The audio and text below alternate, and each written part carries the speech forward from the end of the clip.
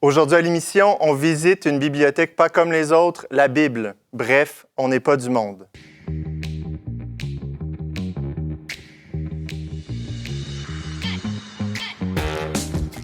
Bonjour à tous, bienvenue à cette table ronde Foi et Culture. Ici James Langlois, votre animateur en remplacement d'Antoine Malenfant pour cet épisode consacré à la Bible. Et pour en discuter, je suis accompagné par trois bibliophiles, donc amateurs de livres au sens large, oui bien sûr, mais peut-être de la parole de Dieu, de la Bible. Jonathan Pajot, le père Édouard Chatov et Jordan Roy. Bonjour et bienvenue à vous trois. Là, tout de suite, je ne peux pas passer sous silence le fait qu'il y a un plateau un peu spécial aujourd'hui parce qu'on a ici Jordan, Jonathan, qui sont deux hommes qui ont grandi dans l'Église évangélique et qui se sont convertis à l'orthodoxie. Moi, je suis un adulte qui s'est converti au catholicisme. Puis Édouard, qui c'est un Russe d'origine, qui est né orthodoxe, qui s'est converti à l'Église catholique. Donc, c'est un peu, je pense, intéressant de comprendre de quel clocher on parle là, en parlant des Écritures et de la Bible. Père Édouard, ce n'est pas la première fois que tu viens à cette émission-là. Tu es prêtre, membre de la congrégation des Augustins d'Assomption, aussi appelée Assomptionnistes, qui sont à la tête notamment d'une maison d'édition assez connue qui édite plusieurs Bibles, Bayard, disons-le. Bayard Novalis, oui. Tu es responsable du Centre Culture et Foi ici à Québec, le Montmartre, où tu as organisé plusieurs éditions, entre autres du Carrefour de la Bible dans le passé. Est-ce que la Bible a joué un rôle particulier dans ta vie? Ah, évidemment, la Bible a joué mon rôle dès mon enfance jusqu'aujourd'hui, parce que c'est dans l'Écriture, dans les Évangiles, on rencontre la voix de Jésus-Christ et on comprend cette voix en se plongeant dans ce qu'on appelle le Première Alliance ou l'Ancien Testament. Mm-hmm. Et donc, le cheminement avec Dieu se fait avec le Verbe, la parole qui est manifestée dans la Bible. Mais précisément, c'est une bibliothèque, comme tu l'as dit, James. Donc, la Bible, ça veut dire littéralement la bibliothèque. Exact. Et donc, la parole de Dieu, elle ne s'exprime pas toujours d'une manière uniforme. Il y a des genres de l'expression, ce qu'on appelle les genres littéraires différents. Mm-hmm. Et donc, il faut saisir tout cela et entrer dans cette dynamique. On aura l'occasion peut-être de revenir sur ces différentes manières de parler de la Bible, de la parole de Dieu. Jordan Roy, tu es depuis 5 ans maintenant directeur régional de la Société biblique canadienne, un organisme interconfessionnel qui a comme mission de faire connaître la Bible le plus largement possible, c'est juste? Oui, effectivement. Notre mission se divise en 4. Donc, on continue de faire de la traduction, édition, publication de livres. On fait de la distribution, vente, distribution un peu partout. Mais le 4e volet, qui est plus ma fonction à moi, c'est l'interaction avec la Bible. Donc, justement, c'est très en lien. J'imagine que tu n'es pas arrivé là sans toi-même avoir une interaction avec la Bible. Absolument, absolument. Puis c'est intéressant, on parlait tantôt de l'origine, où est-ce qu'on est, d'où on vient, étant un évangélique qui s'est converti à l'orthodoxie. Pour moi, ce move-là est issu d'un phénomène. J'ai décidé de lire ma Bible, mais de la lire pour vrai. Poser les questions. Pas avoir peur d'aborder les choses difficiles, les choses qui n'étaient pas faciles à comprendre. Oui, parce que d'emblée, c'est quand même une œuvre, je dirais, une littérature pas toujours facile. Effectivement, oui, absolument. Et on manque souvent de contexte. Mm. Et c'est ce cheminement-là qui m'a amené à découvrir toute la théologie orthodoxe, l'histoire d'Église et tout ça, et qui a initié mon mouvement vers l'orthodoxie. On reparlera un peu plus tard, d'ailleurs, aussi comment, justement, entrer dans la Bible dans cette bibliothèque de livres. Jonathan Pajot, tu es d'abord un sculpteur iconographe, mais tu t'es surtout fait connaître dans les dernières années comme conférencier, animateur d'un podcast très écouté dans le monde anglophone, de Symbolic World, qui est aussi un penchant francophone, la vie symbolique un peu moins couru là, dans le monde francophone, mais ça s'en vient, on travaille là-dessus. À travers tes publications, des congrès, des cours en ligne, tu désires avec d'autres réenchanter le monde moderne grâce à cette vision antique du monde, explicitée notamment par les pères de l'Église, que l'on peut appeler symbolisme. De quelle manière, toi, la Bible a affecté ton cheminement? Oui, bien, moi, puisque j'ai grandi dans les églises protestantes, la Bible, c'était vraiment une partie intégrale de ma vie, depuis l'enfance, les histoires bibliques, l'école du dimanche, aussi, après ça, l'étude biblique, là, tout à travers ma vie jusqu'au début de la vie adulte. Puis c'est vraiment au début de ma vie adulte, dans la vingtaine, qu'en découvrant les pères d'Église en partie, j'ai vu qu'il y avait tout un aspect du monde, disons, le monde biblique qui était très enrichissant, il faisait que la Bible, c'était pas seulement des histoires de choses qui étaient arrivées dans le passé ou des commandements de façon de vivre et tout, mais qu'il y avait vraiment dans les Écritures une structure du monde. Là. Le logos se démontrait dans la façon que les histoires étaient en relation avec les autres, la façon dont l'Ancien Testament prophétise le Nouveau Testament, toute cette relation-là. En fait, ça nous ouvrait une clé pour comprendre la réalité. Puis c'est vraiment en lisant certains pères d'Église que finalement, ça m'a guidé moi aussi vers l'Église traditionnelle, comprendre le rôle de la liturgie puis le côté participatif, de comprendre que la Bible, c'est notre histoire. Ouais. La Bible, c'est vraiment notre histoire. C'est pas seulement un truc qu'on analyse de l'extérieur, mais c'est vraiment la chose qui fait qui on est aujourd'hui. Puis quand on le prend comme ça, tout d'un coup, il y a beaucoup de choses aussi, comme disait Jason, qui commencent à prendre du sens. Par exemple, le côté liturgique, là, où on participe dans la Bible. Oui, bien, je tenais à vous faire parler un peu de votre cheminement. Je trouve ça intéressant parce qu'il semble que depuis quelques années, là, du moins en Occident, les Bibles s'envolent comme des petits pains chauds dans les librairies. Là, je connais plusieurs personnes qui ont essayé d'en trouver récemment pour offrir à leurs catéchumènes puis qui ont eu de la difficulté. Puis là, selon les données de Bookscan aux États-Unis, les ventes totales de livres imprimés ont augmenté d'1% en 2024 contre 22% pour les Bibles. Donc, ce serait... Puis d'ailleurs, je pense que de manière générale, ça a toujours été le livre le plus vendu puis distribué là, de tous les temps. Là, on parle de même 80 millions d'exemplaires par année dans le monde. Puis là, on recevait d'ailleurs récemment à cette émission une catéchumène qui était baptisée à Pâques cette année, Maë, qui disait même dans son parcours avoir lu la Bible chez elle. Elle ne vient pas du tout d'une famille croyante, puis elle s'est mise à lire la Bible par elle-même chez elle avant d'aller dans une église pour demander le baptême. Donc, il y a vraiment un phénomène. Est-ce que vous, de votre côté, vous constatez cet engouement-là? Mais je pense oui, on peut le constater. Mais la lecture de la Bible, comme d'ailleurs toute autre rencontre, parce que la lecture de la Bible, c'est une rencontre avec Dieu. Mm-hmm. Ce que disait Jonathan, c'est une histoire de présent, pas juste du passé. Et une rencontre, c'est toujours exigeant. D'ailleurs, dans toutes les études qui sont faites à propos des ventes de la Bible, tout le monde met une petite note que acheter la Bible, c'est pas forcément la lire. Exact. Et donc, c'est là, on veut rencontrer l'autre. On veut que Dieu nous rencontre parce que Dieu nous propose cette rencontre. Mais après, on réalise que précisément, Dieu est tout autre.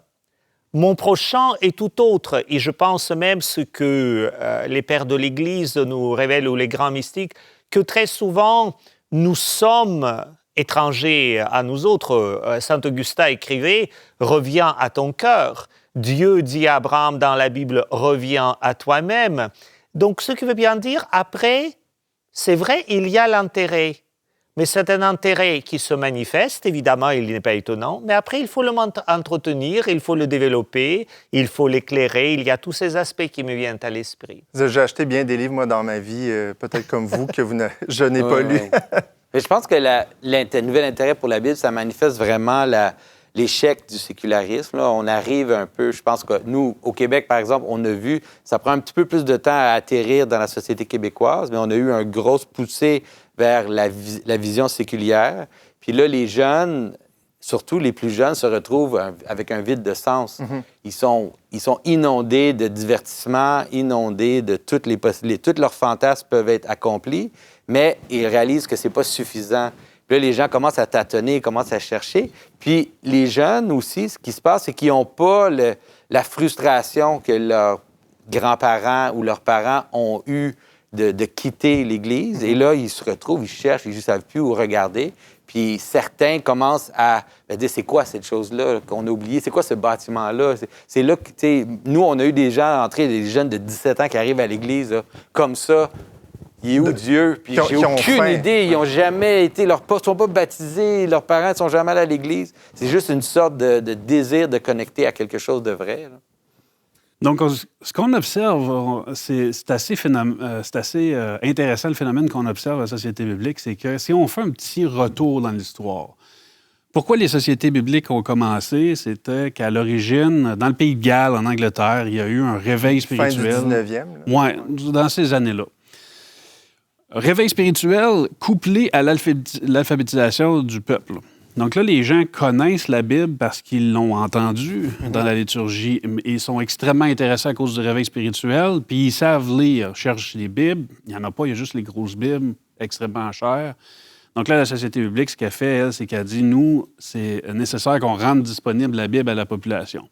Donc on a un phénomène où est-ce que la littératie biblique est très, très forte, mais la disponibilité des Bibles est très faible. Et là, avec les décennies, avec les siècles, on se retrouve à avoir un portrait qui est inversé. Où est-ce que l'alphabétisation est très forte. Il y a plus de littératie de manière générale dans la population, mais les gens sont complètement illettrés. Par rapport à la Bible, Ouais. effectivement, mais avec un téléphone, je peux avoir à peu près 15 versions de la Bible gratuitement sans aucun problème. Exactement. Donc la Bible est disponible comme elle l'a jamais été, mais les gens l'ont jamais aussi peu connue. Donc on se retrouve, nous, à la Société biblique, à faire face à un nouveau phénomène, à un nouveau défi. Et là, ce que j'entends présentement, moi, je ne vois pas encore ce phénomène-là d'intérêt par rapport à la Bible, d'augmentation des ventes. Parce et que tout ça. vous avez quelques boutiques au Canada, là, Toronto, Montréal, ici à Québec, donc vous n'avez pas remarqué ça ici encore. C'est ça. Puis je pense que, parce que je ne m'occupe pas beaucoup du côté commercial, Ouais. donc je pense que l'impact va peut-être venir un peu plus tard, va peut-être être un peu un après-coup au niveau du genre d'engagement que les églises ont besoin, du support qu'ils ont besoin. Mais pour moi, c'est une excellente nouvelle. Parce qu'effectivement, comme Jonathan l'expliquait, ce qu'on observe, c'est clairement que les jeunes n'ont plus ce biais négatif face à tout ce qui est spiritualité, incluant évidemment l'histoire de Christ, la Bible, l'histoire de l'Église et tout ça.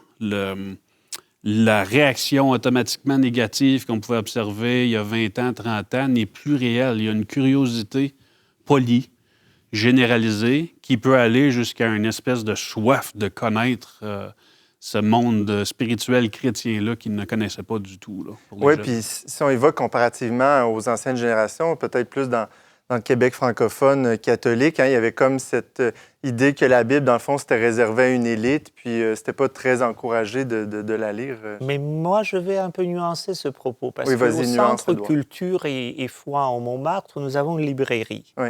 Et donc, depuis que la librairie existe, nous avons la demande en permanence des Bibles. Et en plus, les gens vont poser la question, quelle est la bonne traduction? Quel est le texte mieux adopté? Est-ce que c'est une Bible plutôt protestante, plutôt catholique, plutôt hébraïque? Parce qu'il faut quand même savoir, il y a les différences dans le placement des livres, dans leur appréciation, dans leur hiérarchisation. Absolument. Et donc, les gens, quand ils posent ces questions, on voit qu'ils sont déjà conscients. Mais je pense qu'il y a un autre phénomène. Comme Jonathan a remarqué, c'est que dans le monde, nous sommes entourés du monde qui est imprégné de la culture biblique, de cette parole qui est dans la Bible. Et donc, si on veut comprendre même le monde autour de nous, ces références deviennent essentielles. Quand on regarde les expositions d'art, les productions d'architecture, certains même d'œuvres littéraires qui s'inspirent de la Bible, mais qui les placent dans le contexte actuel. Et peut-être d'autres phénomènes dans la recherche du sens. Ça me rappelle toujours la lecture des Confessions de saint Augustin, parce que dans le livre 8 des Qui Confessions... est une œuvre d'ailleurs très célèbre encore aujourd'hui. C'est au point de vue littéraire, oui. C'est la parole de Dieu liée à un rôle très important dans la conversion de saint Augustin. Sauf que dans le livre 8, précisément où il y a la conversion, saint Augustin fait un constat. J'ai fait le tour d'introspection de moi-même à plusieurs reprises. Et ce que je remarquais, ça ne me donne pas du bonheur, ça ne me donne pas la joie de vivre. J'ai besoin d'une voix d'extérieur et la voix va venir de là-bas. Et je pense que nos contemporains, actuellement, ce n'est pas juste le monde sécularisé. Je pense que le monde d'aujourd'hui a manifesté quelque chose comme une évidence à laquelle on se rend difficilement, même si on veut y annoncer ce principe, c'est que l'homme ne suffit pas lui-même.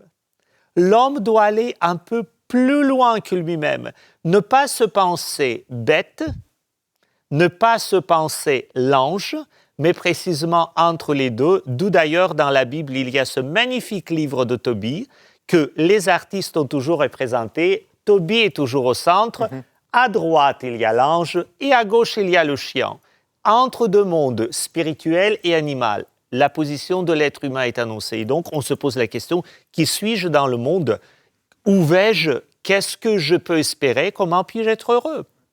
Mais pensez-vous que aussi la Bible peut seulement être intéressante d'un point de vue littéraire, ce qui expliquerait une partie de... Tu parlais de l'élément culturel, il y a le président Trump d'ailleurs qui a dit que c'était son livre préféré. Est-ce que ce genre de prise de parole de personnalités connues pourrait tout simplement susciter un intérêt culturel de la Bible? Vous pensez, ou c'est vraiment la question du sens qui est prédominante? Bien, c'est sûr qu'il y a un intérêt culturel. Là, il y a plusieurs figures aux États-Unis, par exemple.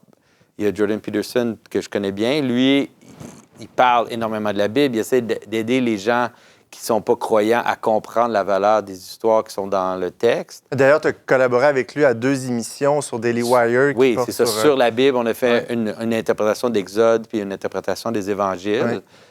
Puis la façon dont on le fait, c'était vraiment pour un public général. C'était pas nécessairement pour les gens qui étaient croyants ou non. C'était pour aider les gens à voir comment ces histoires-là, combien ils contiennent une sorte de clé pour comprendre notre place dans le monde puis notre place face à la réalité. Puisque les gens cherchent à trouver... Il y a comme une sorte de confusion, en général, dans la société. Il y a une sorte de chaos qui s'est installé où on ne sait plus exactement c'est quoi le but des choses, on ne sait pas c'est quoi, comment qu'on existe ensemble, on ne comprend plus, on vit dans un système technique où on ne saisit plus les relations. Il y a comme une sorte de brouillement là, des cartes. Puis quand on peut pointer, même à des gens qui ne vont jamais peut-être faire le pas pour devenir chrétiens, de voir qu'il y a des histoires qui nous ancrent dans le monde. Puis il y a une raison pour laquelle on les a préservées pendant des milliers d'années. C'est parce qu'il y a comme une clé dans ça qui peut te donner une place solide dans le monde. Puis c'est pour ça que je pense que même au niveau juste de culture générale, l'intérêt pour la Bible va toujours demeurer. Puis même, comme le Père a dit, tu peux pas lire, tu peux pas aller voir des pièces de théâtre ou lire des anciens textes ou aller voir Shakespeare ou quoi que ce soit. Si tu n'as pas des références bibliques, à un moment donné, tu perds le fil. Tu sais même pas de quoi ça parle. Puis au niveau de la moralité, c'est la même chose aussi. La Bible nous offre les clés de notre système légal, notre système moral. Puis sans la Bible, à un moment donné, on comprend plus pourquoi qu'on a une pensée morale d'une certaine façon. Puis on voit la différence avec d'autres cultures ou des cultures anciennes qui étaient beaucoup plus... disons, agressives et violentes sans excuse. Nous, quand nos sociétés font des choses horribles, ils sont obligés de le cacher ou de faire semblant qu'ils font d'autres choses, mais tu peux trouver des temps dans l'histoire où on se vantait des choses horribles qu'on faisait. Mais ça, c'est vraiment la culture chrétienne et la culture biblique qu'on doit préserver, sinon on peut retomber dans un monde, disons, où la moralité change aussi, là. Merci. Je pense que ça met déjà bien la table pour passer à une prochaine étape. Donc, comment entrer dans le texte biblique plus précisément. Donc, restez avec nous. On prend une courte pause, puis on revient sur cette discussion sur la Bible. On n'est pas du monde est une émission produite par l'équipe du magazine Le Verbe. Pour vous abonner gratuitement et recevoir 8 numéros par année, visitez leverbe.com/abonnement. Vous êtes toujours à On n'est pas du monde avec James Langlois, Jonathan Pajot, Père-Édouard Chatov et Jordan Roy pour parler de la Bible. On a parlé avant la pause un peu de ce phénomène de recrudescence d'intérêt pour les ventes pour la Bible, en fait, qui est de plus en plus vendue, semble-t-il, dans les librairies, du moins en Occident. Et là, on veut, dans les prochaines minutes, voir un peu plus comment entrer dans ce livre. On l'a dit en début d'émission, dans ce livre ou cette bibliothèque de livres qui peut être assez complexe. Comment, précisément, on parle de paroles de Dieu, de saintes écritures, de livres. Comment on fait la différence entre ces concepts-là? La différence entre les concepts des saintes écritures, de paroles de Dieu, ça, c'est une question qui est extrêmement intéressante. Évidemment, la parole, on a la parole qui est écrite. Donc ça, c'est le livre. Mais on a aussi, Saint Jean l'explique très bien dans son évangile, on a la parole qui est la personne qui est à l'origine du monde, qui a créé le monde, par qui le monde a été créé. La parole, le verbe dans certaines traductions. Ouais. Exactement, exactement. Le logos. Le logos, exactement. Donc, comme Père Chatov l'expliquait, une interaction avec la parole, c'est une rencontre. On rencontre une personne. Lorsqu'on regarde les icônes la plupart du temps, Christ a le livre dans les mains. Donc, d'entrer en relation avec la parole, c'est d'entrer en relation avec la personne aussi. La parole parle de cette personne-là, les Saintes Écritures parlent de cette personne-là. Donc, d'avoir cette conscience-là, peut-être que les gens ne l'ont pas nécessairement quand ils commencent leur processus de lecture, mais de comprendre cette réalité-là, que c'est d'établir une relation, que d'entrer dans les Écritures, c'est central et ça va aider le processus. Parce que la Bible telle qu'on la connaît, elle n'a pas toujours existé sous cette forme-là. C'est l'Église, là, autour du 4e siècle, qui est venue fixer un peu ce canon-là. Mais dans le fond, c'est pour orienter tous les textes qui ont été choisis, c'est pour orienter vers le Christ du début jusqu'à la fin, finalement, là, si je comprends. Oui, mais il y a aussi d'autres raisons qui sont un peu, disons, complexes, qui demeurent mystérieuses. Mais comme Jordan disait, c'est une rencontre. Et dans une rencontre, et c'est peut-être là qu'il faut dire, il faut être très patient. Pour lire la Bible, il faut, je ne sais pas, demander, cultiver, fortifier la patience. Parce que tous les textes n'ont pas la même teneur, n'ont pas la même densité intellectuelle ou spirituelle, pas le même symbolique. Les différents genres. Les différents genres. Par exemple, quand on parle du verbe logos, logos en grec veut dire ce qui est intelligible. Ce qui veut bien dire, la Bible dit dès le départ, Dieu est intelligible, Dieu est compréhensible. Mais Dieu, ce n'est pas le musée de Beaux-Arts du Québec, Louvre ou Prado ou musée du Vatican où on fait le tour et au bout du tour, on sait, bon, j'ai tout vu. Ouais. Non, c'est toujours un mystère qu'on va découvrir un peu plus. Deuxième chose, Si on m'a demandé un conseil, d'ailleurs on me demande de temps en temps les conseils à donner, je ne conseille jamais commencer par le livre de la Genèse parce qu'on peut tomber très souvent vraiment dans la lecture littéraire, ce qui va, littérale, ce qui va vraiment tordre le sens de la Bible. Mais justement, le réflexe de plusieurs, c'est de dire, ben, c'est un livre, je commence par le début, Genèse. Là, à la limite, même Genèse, ça peut aller, mais après, quand on tombe dans Lévitique, tout ça, ça... Lévitique, c'est un livre, un des plus intéressants de l'Écriture. Je me passionne beaucoup de cela. Mais l'Apocalypse aussi est un livre compliqué. Ce que Jordan aussi a dit, c'est que précisément, c'est un livre, mais c'est aussi une personne qui est transmise par d'autres personnes. Donc, c'est une communauté qui transmet, une église, une communauté, disons, juive ou une communauté chrétienne. Et donc, c'est là peut-être qu'il faut demander conseil. Ici, dans le milieu chrétien, et quand dans l'église on me demande par quoi faut-il commencer, qu'est-ce que je dois lire? Mais je dis, prenez l'évangile de Marc. C'est 2h30 maximum et vous avez une rencontre avec Jésus. Dès le jour de sa mission publique jusqu'à la résurrection. Ce qui veut bien dire, très souvent, le drame des croyants, nous ne connaissons pas la lecture de la Bible.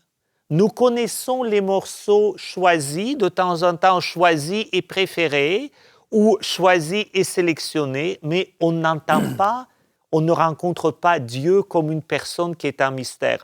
D'ailleurs, la Société biblique avec qui on travaille souvent pour le Carrefour de la Bible, qui est lieu au Centre Culture et Foi, Société biblique propose une lecture de la Bible en continu. Il est publié un calendrier où on peut le prendre et au long de l'année, lire toute la Bible. Mais c'est correct de faire ça, non? Tout à fait. Oui. Mais on découvre l'intégralité de la parole de Dieu, de l'Écriture, de cette personne que je vais toujours approfondir. Quelqu'un me rencontrait Jonathan, c'est-à-dire je le rencontre, je vais parler, mais la prochaine rencontre, je vais découvrir un peu plus. L'Écriture, c'est un peu ça. Comment, toi, Jonathan... oui, ben moi, je pense les gens doivent te demander des conseils. Je suis totalement d'accord que pour la majorité des gens, commencer avec l'histoire de Jésus, c'est la meilleure façon de commencer.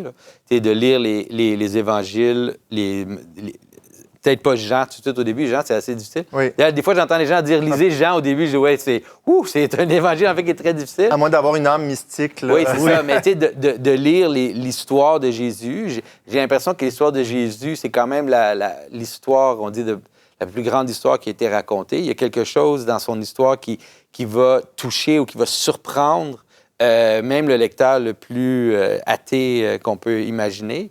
Alors, c'est une figure qui surprend même au niveau historique et tout. Je pense que ça, c'est le début. Puis après ça, de voir l'Ancien Testament plutôt comme ancré dans l'histoire de Jésus, de comprendre que la raison pourquoi l'Église a gardé l'Ancien Testament, c'est parce qu'ils voyaient des reflets de cette histoire-là qui se manifestait à leur époque. Puis à ce moment-là, là, tout d'un coup, l'Ancien Testament devient comme quelque chose qui enrichit, en fait, l'histoire de Jésus, qui nous fait voir comment il est beaucoup plus grande même que ce que tu pensais quand tu l'as lu la première fois. Puis c'est là qu'on commence à voir là, tous les différents niveaux de lecture qui existent dans le texte. C'est certain que moi, je suggère aussi, comme le Père a dit, de pas... Il faut être entouré quand on lit la Bible parce que il y a des choses dans le texte qui sont difficiles. Il y a des choses aussi qui nous semblent pas... en fait, connecté avec notre sens de moralité présente, puis qu'on a besoin un peu d'être entouré pour le lire. Le lire dans le contexte de l'Église, le lire dans le contexte liturgique, ça aide aussi de comprendre quand on va à la liturgie, qu'on va à l'Église, puis là, on voit, on choisit l'Épître, on choisit l'Évangile, c'est une lecture dans l'Ancien Testament, on voit qu'il essaie de connecter les choses ensemble. Ça nous aide à faire les ponts nécessaires, les pères d'Église et tout. Si on lit tout seul, des fois, on peut se perdre un peu. Là, quand tu arrives à lire le livre de Nombres, là tu as juste des dénombrements de tribus, des recensions de tribus là, pendant 40 pages. Là, tu dis, ben, qu'est-ce que je fais? Pourquoi je lis ça? C'est pas que ça n'a pas du sens, ça a vraiment du sens, mais c'est pas le premier endroit où tu vas aller. Mais d'ailleurs, tu disais, il y a beaucoup de choses dans la Bible, toutes sortes d'histoires, puis entre autres... tu soulevais la violence. Aujourd'hui, il y a une critique que souvent les gens vont faire, c'est de dire « Ah oui, dans la Bible, on sait bien, c'est un livre justement de violence qui promeut toutes sortes de valeurs archaïques. » C'est un peu une manière simple de voir... Mais c'est intéressant. Quand les gens disent « ça promeut une culture ou des valeurs archaïques », ça, c'est ce qu'on appelle une critique chrétienne de l'Ancien Testament. C'est-à-dire qu'ils prennent les valeurs chrétiennes qu'ils ont reçues de leurs ancêtres, puis là, ils interprètent le texte avec ça, puis ils ne sont pas contents. Ouais. Mais ils ne réalisent pas que c'est ce texte-là qui nous a menés à les valeurs dont tu utilises pour critiquer le texte. Fait que si tu essaies de couper l'arbre, puis tu dis on n'a pas besoin de ça, on a juste besoin des valeurs, bien là, tout d'un coup, l'arbre tombe, puis après pas longtemps, tes valeurs n'ont plus de racines. Mm-hmm. Il y a quelque chose qui est intéressant aussi dans ce phénomène-là. Si on parle de la violence, on peut aussi penser à tout ce qui est la vie familiale, si on veut, qui est décrite dans l'Ancien Testament, les relations hommes-femmes, un paquet de choses comme ça qui, pour nous, peuvent être un peu questionnantes. L'homme qui a plusieurs femmes avec plusieurs descendances, etc. Exactement. Ce que j'aime dire dans ce temps-là, c'est qu'il faut faire très attention entre le descriptif versus le prescriptif. Donc, si la Bible décrit un phénomène, est-ce qu'automatiquement, par le fait de le décrire, elle dit les choses doivent être comme ça? Est-ce qu'elle prescrit, est-ce que les choses soient comme ça? Évidemment, non. Donc, Dieu travaille avec l'homme où est-ce qu'il est. Il le prend où il est. Et on voit cette chose-là dans l'Ancien Testament. Le fait de comprendre ce phénomène-là, que souvent la Bible va être beaucoup plus descriptive. Elle décrit qu'est-ce qui se passe. Il y a beaucoup d'accommodation de Dieu avec l'homme dans l'Ancien Testament, dans le Nouveau Testament aussi. C'est une pédagogie que Dieu a faite dans son histoire avec un peuple. Exactement. Et lorsqu'il le décrit, lorsqu'on les lit dans les Écritures, ça ne veut pas dire que c'est une prescription. Vous devez être violent. Vous devez avoir plusieurs femmes. C'est plus, voici ce qui se passait à ce moment-là. Mm-hmm. Père Édouard, je te voyais... Oui, mais je pense qu'il y a aussi un autre aspect qui...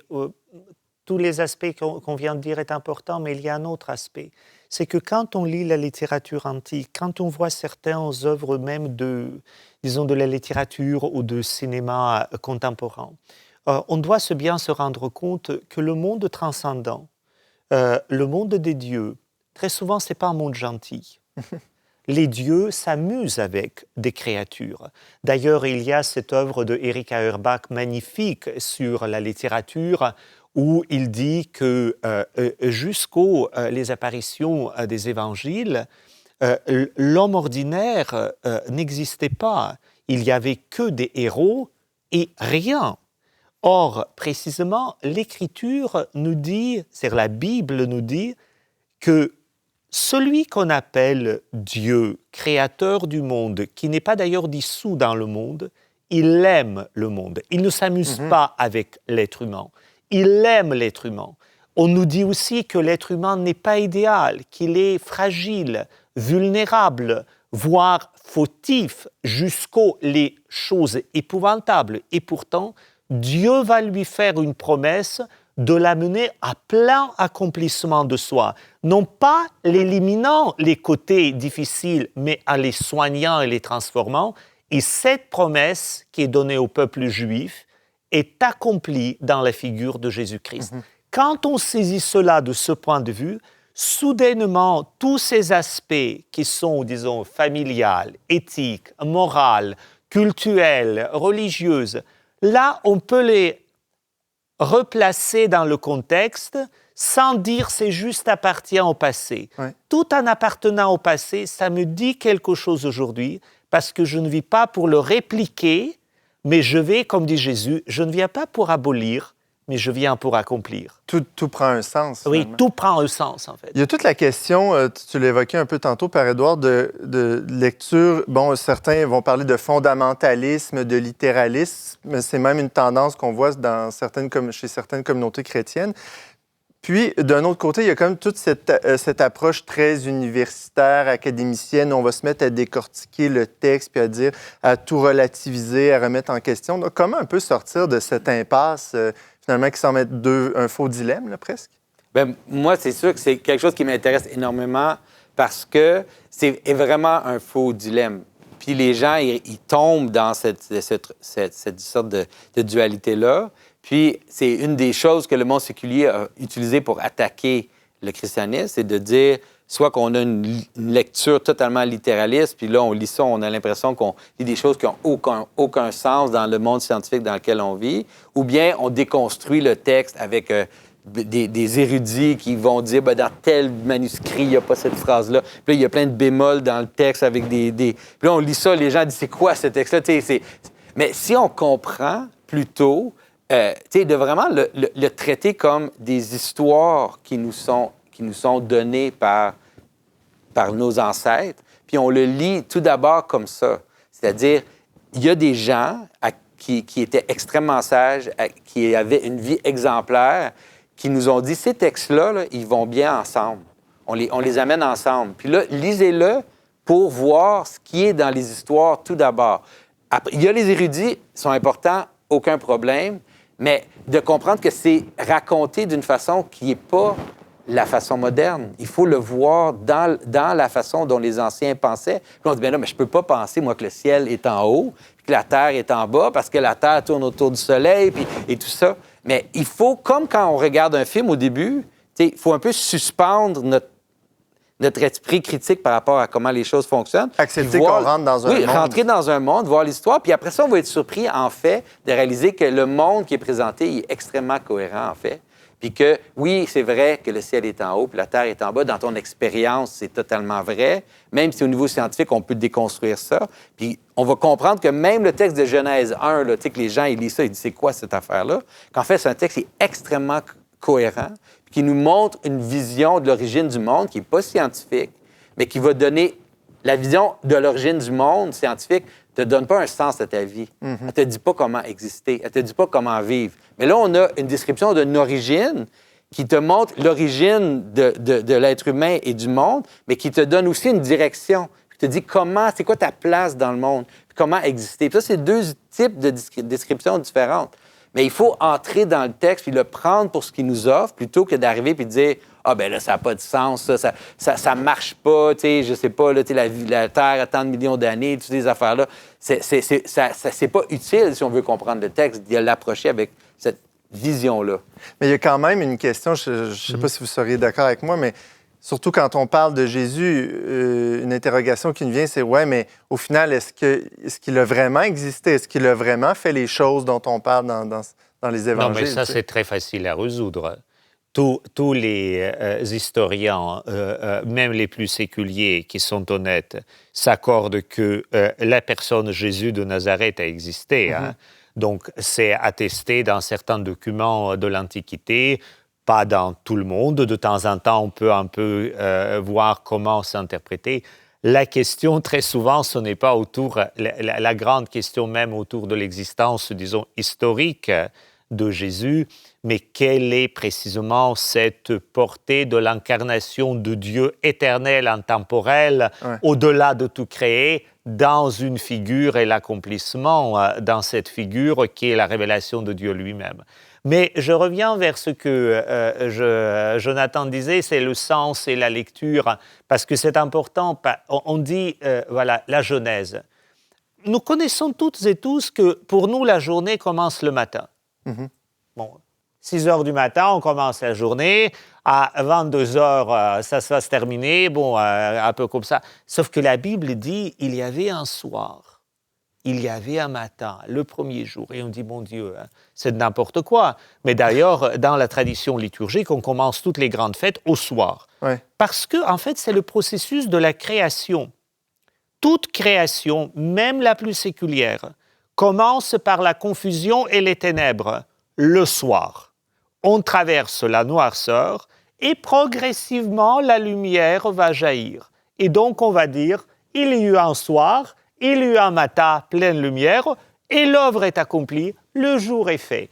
Donc la Genèse fait son sens, sauf qu'il faut s'approcher de bonne manière. Et vers la personne de Jésus, pareil.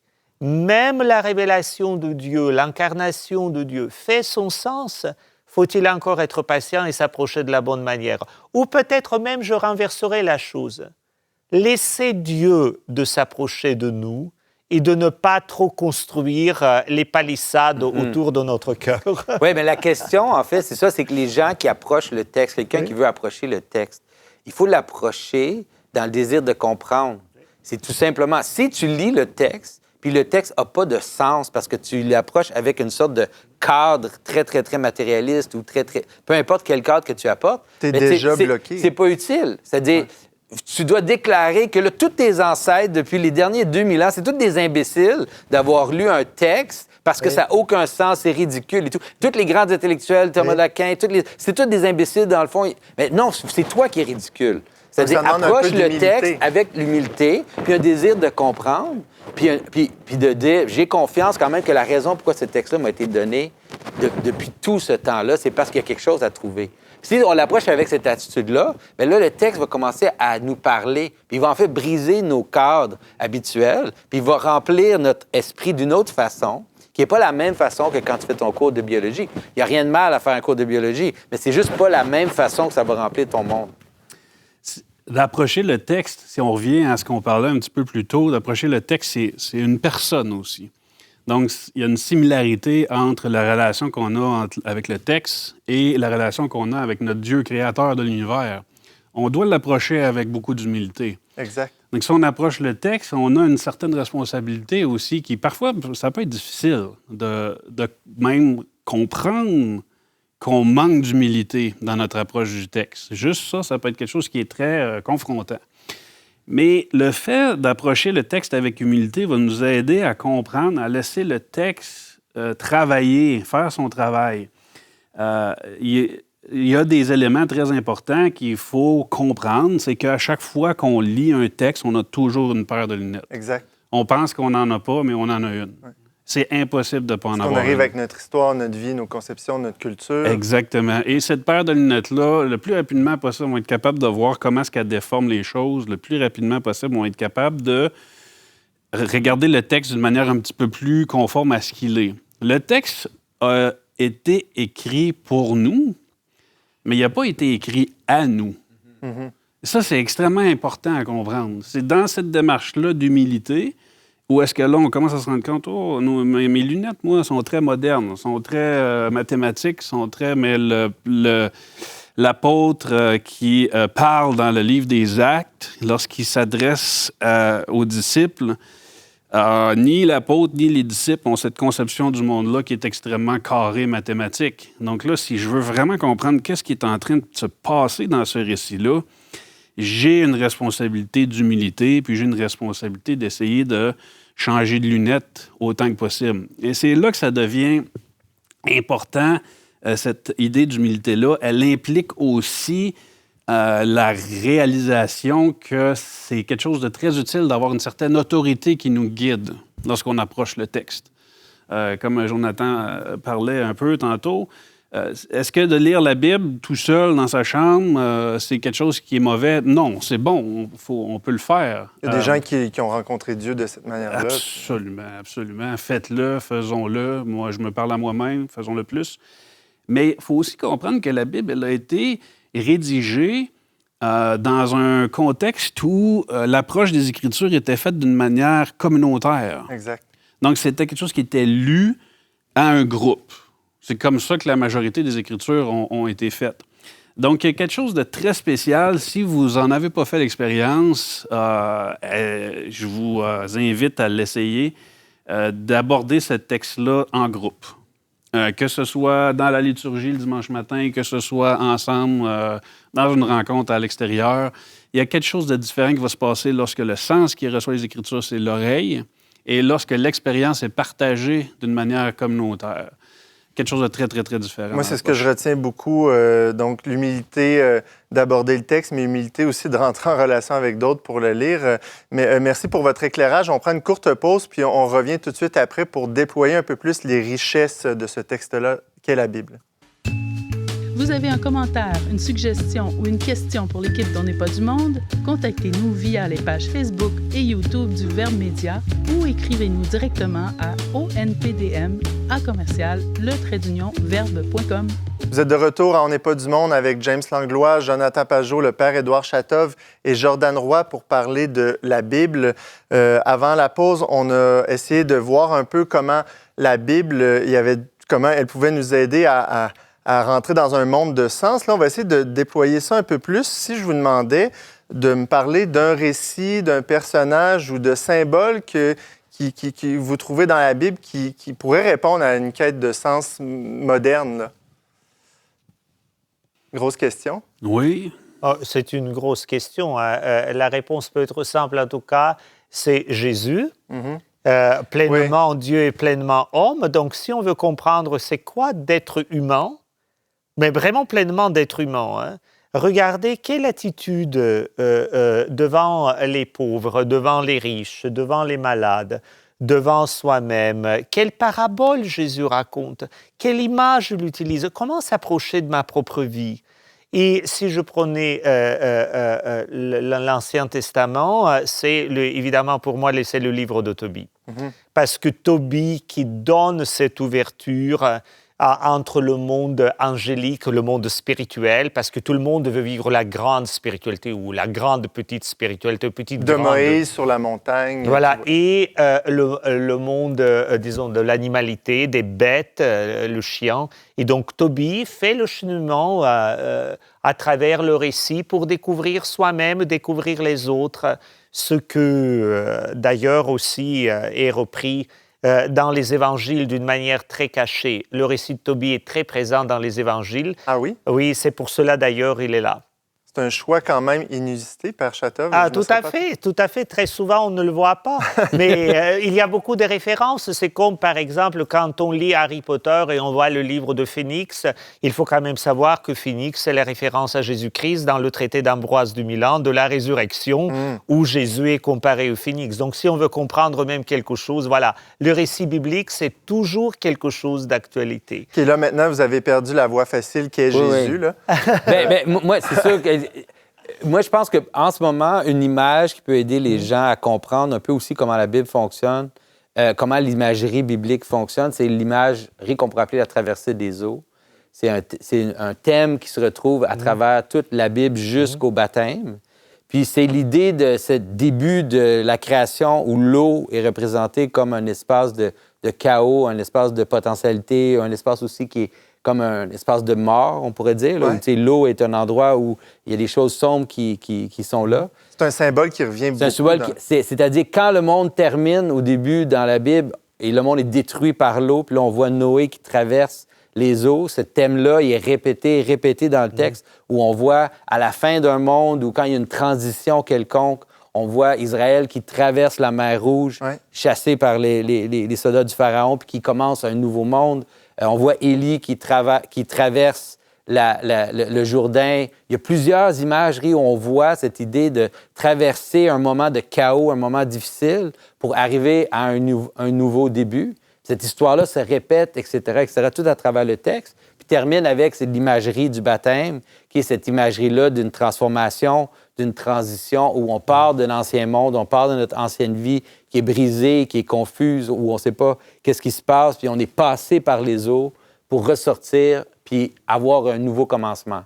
C'est juste une image. Il y a plein d'images comme ça dans la Bible qui partent carrément de la Genèse, puis qui se répètent de différentes façons, qui nous montrent différents aspects, et puis qui culminent dans l'histoire de Jésus à la fin, qui peut nous aider à voir. Puis c'est vraiment exactement une imagerie de sens, c'est-à-dire constamment on fait face à des moments où on perd le sens, soit on a vécu quelque chose de difficile, où on est confus par rapport à où on doit aller, puis on doit passer à travers cette nuit-là de l'âme, on pourrait appeler, on doit passer à travers le chaos, tout en gardant les yeux vers ce qui est en haut et tranquillement redécouvrir le sens puis le nouveau début. Là. C'est le message central de la foi chrétienne, finalement, qui est celui d'un Dieu qui est venu mourir pour nous, passer de la mort à la vie, pour nous faire passer, nous aussi, de la mort à la vie, finalement, qui prend toutes nos souffrances, mais qui les amène vers un plus grand bien. Mais ce qui est très important, ce que tu dis, James, c'est que très souvent, dans nos cultures contemporaines ou dans les cultures antiques, Dieu demande les sacrifices humains. Oui. C'est-à-dire, il faut que quelqu'un d'autre meure pour moi, et je le réclame. Tandis que dans la révélation judéo-chrétienne, c'est Dieu qui donne sa vie pour les humains. C'est un exemple unique. Il n'y a pas de réquisition de sacrifice humain. Et c'est peut-être un des plus grands critères même de tester notre humanité. Quand on veut que l'autre se sacrifie pour moi, peut-être il y a quelque chose que je dois revisiter. Le geste de Jésus, c'est se baisser et laver les pieds, c'est donner sa vie. C'est ça qui est le plus difficile. Et c'est une interrogation, une interpellation terrible pour la folie de grandeur qu'habite chacun et chacune d'entre nous, indépendamment croyants ou non croyants. Hein. C'est ce qui fait dire à Paul que la croix, c'est un scandale. Oui, tout à fait. C'est une folie. Hein. Tout à fait. À la question, quel livre, je pensais que Jonathan allait dans ce sens-là, mais je suis 100% d'accord. Moi, ce serait l'Exode, le livre de l'Exode. Parce que qu'est-ce qu'on voit dans ce livre-là? On voit un peu les thématiques dont Jonathan parlait. On voit premièrement où est-ce qu'est le peuple. Le peuple est dans l'esclavage, dans le chaos. Ensuite, qu'est-ce qui se passe? Intervention divine pour le sauver. Ensuite, il y a la traversée dans les eaux, la mort, la résurrection. Et ensuite, il y a les 40 ans dans le désert, où est-ce que là, c'est l'épreuve, l'errance, on ne sait pas trop, puis qui aboutit dans la terre promise. Une explication, les parallèles avec la vie chrétienne percent le livre, percent l'écran. C'est pas un écran, mais vous voyez ce que je veux dire? Oui, tout à fait. C'est flagrant. Donc, ce livre-là, lorsqu'on le lit avec cette idée-là, lorsqu'on pense à Saint Paul qui parle du baptême, qui fait le lien avec la traversée des eaux par le peuple d'Israël, etc., puis lorsqu'on y pense dans ce sens-là, l'histoire, le récit du peuple d'Israël qui sort d'Égypte et qui arrive en terre promise, pour moi, c'est peut-être une des manières, ce serait peut-être le livre le plus, comment je dirais, si j'avais à choisir un livre là, qui reflète la vie chrétienne, ce serait vraiment le livre de l'Exode. Et Père Édouard? Et les actes des apôtres.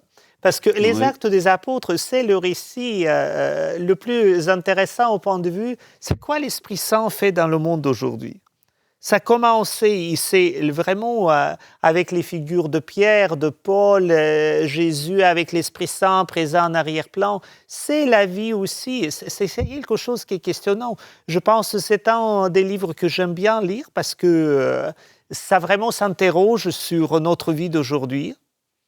Pour donner un exemple, les Actes des Apôtres nous racontent que les chrétiens n'étaient pas persécutés à Corinthe. Paul a été bien reçu à Corinthe. Sauf que dans le Nouveau Testament, les reproches les plus graves, d'une certaine manière, adressés à l'Église de Corinthe. Elle est tombée dans toutes les vices. Les autres qui vécu les persécutions sont un peu plus fidèles à leur vocation, à l'intégrité. Donc, la question qui se pose, faut-il bien d'être installé dans le monde et tomber dans tous les travers pour être repris, ou peut-être on est un peu mal assis, mais on garde la bonne but et la bonne vision. Les Actes des Apôtres posent cette question. Très important pour certaines tentations économo-politiques ou spirituelles aujourd'hui. Oui, bien, tout à fait. Puis pour reprendre un peu aussi l'expression de Saint Jean qui inspire le titre de cette émission, tu sais, on est appelé à être dans le monde, mais pas du monde, finalement, là, parce que... Et juste en terminant, trouvez-vous que la Bible a vraiment quelque chose de particulier qui peut s'adresser à tout le monde aujourd'hui? Tu sais, parce que Saint Paul dit que c'est quand même une parole vivante, c'est quand même pas rien. Comment on peut comprendre ça aujourd'hui, une parole vivante? C'est une très bonne question. Mais je pense que c'est toujours la parole interpellante. Mais précisément, elle est vivante et interpellante. On sait qu'un grand nombre des œuvres littéraires, cinématographiques, s'inspirent d'une ou l'autre manière de la Bible. Et elle toujours nous pose des questions sur les trois sujets que tout le monde aborde dans un moment ou dans un autre. Qu'est-ce qui est le bien? Qu'est-ce qui est le vrai? Et qu'est-ce qui est le beau? Et donc, à partir de cela, on vit dans l'illusion où on dit il y a le bon, mais il y a aussi le méchant, le mal. Il y a le beau, mais il y a aussi le laid. Il y a le vrai, mais il y a le faux. Et à partir qu'on est rentré dans ces dynamiques, c'est vraiment, ça nous interpelle tous les jours. Croyants ou non croyants. Moi, j'ai l'impression que c'est important pour que les gens saisissent jusqu'à quel point la façon dont les choses qu'on aime de notre monde, les choses qu'on trouve qui sont bien, ils sont basés sur la Bible, ils sont basés sur l'histoire de Jésus puis l'histoire que les premiers chrétiens ont établie. Un petit exemple, c'est par exemple l'idée de ce qu'on pense qui est héroïque. C'est un petit exemple. Nous, on pense en général dans notre culture qu'un héros, c'est quelqu'un qui met sa force au service des plus faibles, qui se sacrifie pour ceux qui ne sont pas capables de se battre eux-mêmes. Même dans nos films, même dans les films Marvel, dans n'importe quoi, on a l'idée que le geste héroïque, c'est de donner sa force à ceux qui n'ont pas la force. Mais ça, cette vision-là, c'est une vision qui est purement chrétienne. C'est une vision du chevalier, c'est une vision qui vient de l'imagerie que Christ apporte. Dans l'Antiquité, le héros, il n'était pas du tout ça. Le héros était seulement une image de force, de grandeur et de puissance. Puis il pouvait tuer les gens, il pouvait tuer ses enfants, il pouvait violer des gens, il pouvait faire tout ça. Il demeurait un héros parce que l'imagerie du héros, c'était seulement une image de puissance.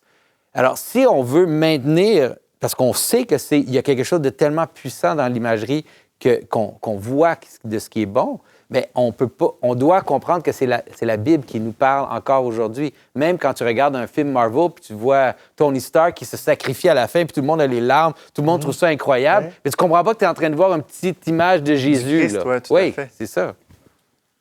Peut-être quelque chose à lire, un segment à lire dans la Bible où est-ce qu'on ne sortira pas indemne de ça, ce serait les enseignements de Jésus, particulièrement le Sermon sur la montagne. Oh, ouais. De lire ça, on ne peut pas en sortir sans être confronté. En tout cas, personne, je vais parler pour moi-même, il y a quelque chose de tellement violent, de tellement étrange dans cette conception du monde-là qui, au travers des années, a quand même façonné notre éthique dans l'Ouest, évidemment, mais on n'a pas fait le switch au complet, évidemment. Il reste des problématiques avec le cœur de l'homme. Et là, quand on lit ce que Jésus nous dit dans le Sermon sur la montagne, quelqu'un qui... ça nous semble impossible à réaliser. Ça crée un choc. Ouais. Ça crée un effet, ça vient percer, là. Donc, comment, à la question de savoir comment aller chercher quelque chose dans la Bible, là, quelque chose qui vraiment va avoir un impact, là, c'est certain que si on s'en va dans les enseignements de Jésus, ces paraboles, particulièrement le Sermon sur la montagne, on n'en sortira pas indemne. Merci à vous trois, vraiment, pour cette... c'est vraiment une introduction à la question de la Bible. Là, on aurait pu parler aussi des différentes traductions. On a quelques Bibles ici sur la table. Pourquoi, comment les traduire, pourquoi ces traductions-là sont-elles nécessaires, etc. Il y a toutes sortes de ressources qui existent en ligne. Moi, je vous en conseille une qui a été publiée chez Wilson Lafleur. C'est une adaptation francophone du livre du Dr. Scott Hahn qui s'appelle Understanding the Scriptures, donc comprendre les Écritures, un cours complet d'introduction à la Bible. C'est quelque chose qu'on peut faire en groupe ou même seul, mais préférablement en groupe. Et puis voilà, donc je vous remercie d'avoir été avec nous aujourd'hui. Vous pouvez réécouter cette émission en tout temps sur notre chaîne YouTube, aussi en format balado. Abonnez-vous aussi à notre infolette sur leverbe.com pour rester à l'affût de tout ce qui est diffusé, tout ce qui est publié. Je remercie encore une fois mes invités, Jonathan Pajot, le père Édouard Chatov et Jordan Roy. On se retrouve bientôt pour une autre émission d'On n'est pas du monde. Merci à Barthélémy Rieu et Marianne Martin à la technique.